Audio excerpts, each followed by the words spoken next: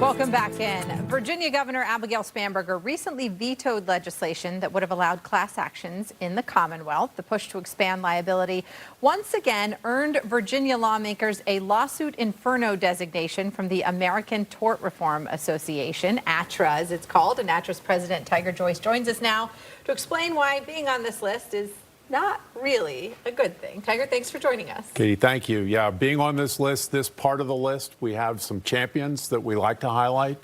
But Virginia, unfortunately, for a series of reasons, a bunch of different pieces of legislation, including the class action bill. They got in trouble. The legislature was moving in one direction, simply to expand liability, but also to expand the potential liability of and payments of health care providers, seemingly without any discussion or debate before the legislature. So it was a bad session from our perspective. So let's take a step back and talk about what ATRA does and why you guys came up with this list in the first place. I mean, part of it is to inform the public about what's going on, and lawsuit Inferno is a headline that grabs people's attention. Sure. We advocate for what we believe is balanced and appropriate reforms around the country. We highlighted New Mexico enacting some very positive medical liability reforms this year.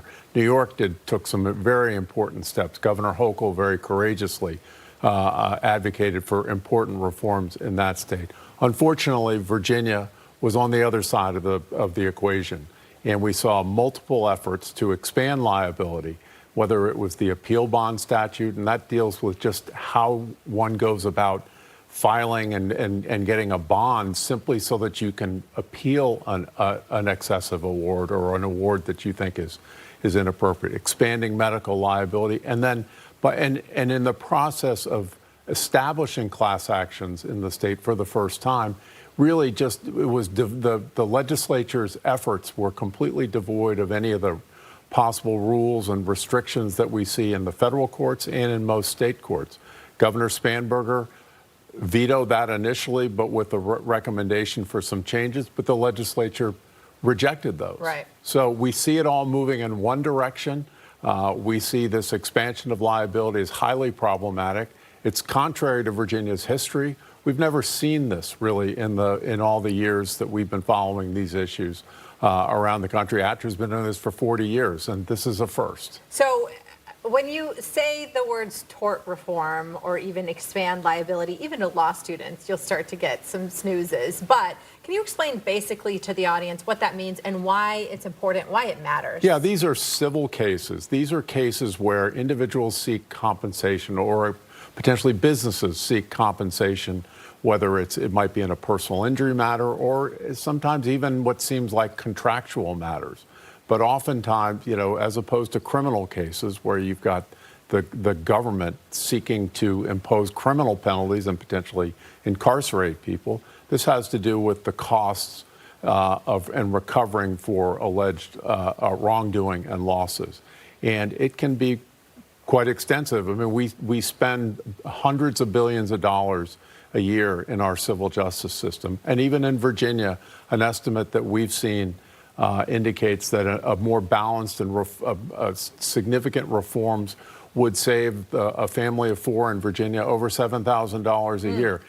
Ultimately, the costs of our civil justice system come out of yours and mine, everybody's pockets. There's not some mythical pile of money in the corner that one draws from. And at the end of the day, it impacts not just businesses, but also consumers, because it's a cost, and it helps. It prevents. It's an incentive not to hire, and has sort of that negative effect on business as well. And we're talking about everything from slip and fall cases to companies being held responsible for, poisoning the water that we drink. Or complicated design cases involving automobiles, Right. and some litigation can take, I know you're familiar with a lot of this, can take years, and you have teams of lawyers involved. The lawyers make money, but the taxpayers at the end of the day. Lawyers at the end of the day always come out just fine, on both sides of the equation. Got it. And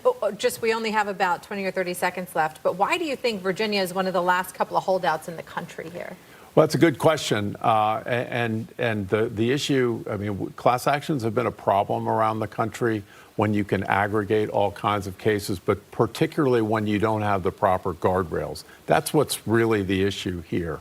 That's what Governor Spanberger highlighted. That's what we highlighted in the letter that we joined others in sending to Governor Spanberger.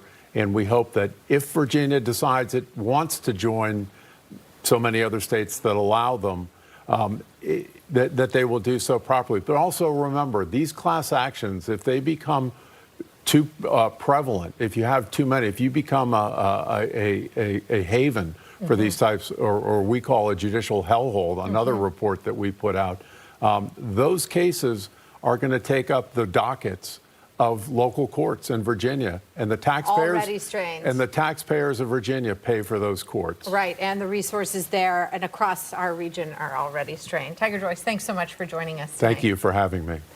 We'll have more in the courts when we come back. Don't go away.